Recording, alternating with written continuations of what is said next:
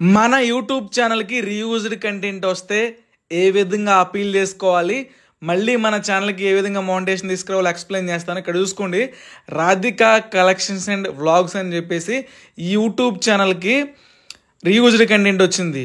ఏ విధంగా అపీల్ చేసుకోవాలో, ఏ విధంగా మళ్ళీ మౌంటేషన్ చేసుకోవాలో నేను ఎక్స్ప్లెయిన్ చేశాను అనమాట, పెయిడ్ సర్వీస్ తీసుకొని వీళ్ళ దగ్గర నుండి.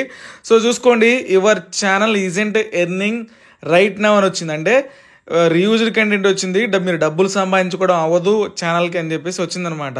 సో మనం ఏం చేసుకోవాలి, ఒక అపీల్ వీడియో సెండ్ చేసి ఈ రీయూజ్డ్ కంటెంట్ని రిమూవ్ చేసుకునే రిక్వెస్ట్ పెట్టి మళ్ళీ మౌంటేషన్ తీసుకోవాలి. ఇక్కడ చూసుకోండి, రీయూజ్డ్ కంటెంట్ అని మనకి ఇక్కడ ఉందన్నమాట. Appeal by sending A video అని ఉంది. అంటే మనం అపీల్ చేసుకోవాలి, మనం మిస్టేక్ చేసాం, మళ్ళీ ఇంకొకసారి చెయ్యము, మ్యాక్సిమం నా వీడియోసే పెట్టుకున్నాను నా ఛానల్లో, తెలియక చిన్న చిన్న క్లిప్స్ వేరే వాళ్ళవి వాడాను. సో దయచేసి రిక్వెస్ట్గా, హంబుల్ రిక్వెస్ట్గా వాళ్ళని అడగాలన్నమాట.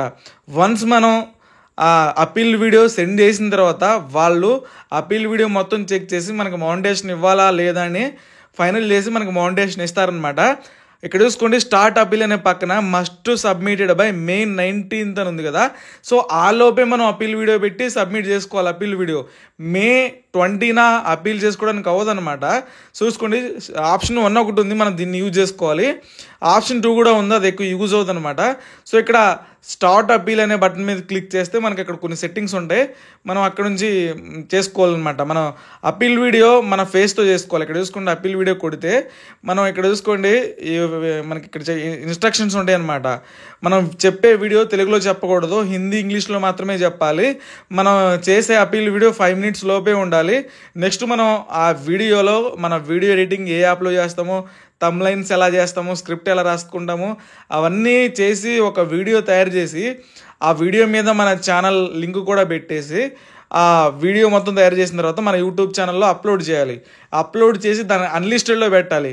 అన్లిస్టెడ్లో పెట్టిన తర్వాత దాని లింక్ తీసుకొచ్చి ఆ వీడియో లింక్ ఇక్కడ పేస్ట్ చేసి సబ్మిట్ కొట్టాలి. అప్పుడేమైందంటే అపీల్ వెళ్ళిపోయిద్ది అనమాట.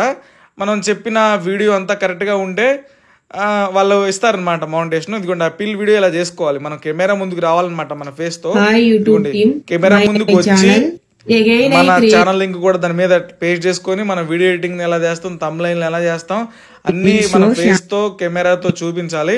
ఇలా అపీల్ వీడియో చేయాలి.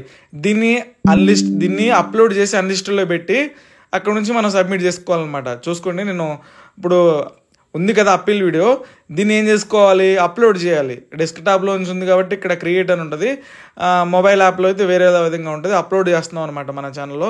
అప్లోడ్ టైటిల్ ఏం పెట్టుకోవాలంటే వీడియోకి, అపీల్ వీడియోకి అపీల్ అని పెట్టేసి విజిబిలిటీలో అన్లిస్టెడ్లో పెట్టుకోవాలి. గైస్ గుర్తుపెట్టుకోండి, మీ ఛానల్కి కూడా రివ్యూడ్ కంటెంట్ వస్తే మేము ఆ ప్రాబ్లమ్ని సాల్వ్ చేస్తాం అనమాట. పెయిడ్ సర్వీసు ఎవరో ఫ్రీగా చేయరు, మేము డబ్బులు తీసుకునే చేస్తాం అనమాట.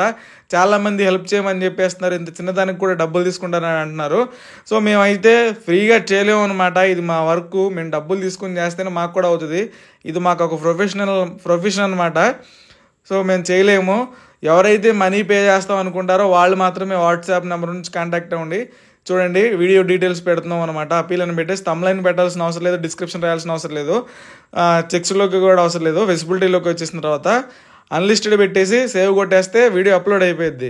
పూర్తిగా వీడియో అప్లోడ్ అయిపోవాలన్నమాట. అన్లిస్టెడ్లో ఉంటే ఎవరికి కనపడదు. గుర్తుపెట్టుకోండి, నా ఫేస్తో నేను వీడియో నా ఛానల్లో అప్లోడ్ చేస్తున్నాను కదా అని భయపడాల్సిన అవసరం లేదు.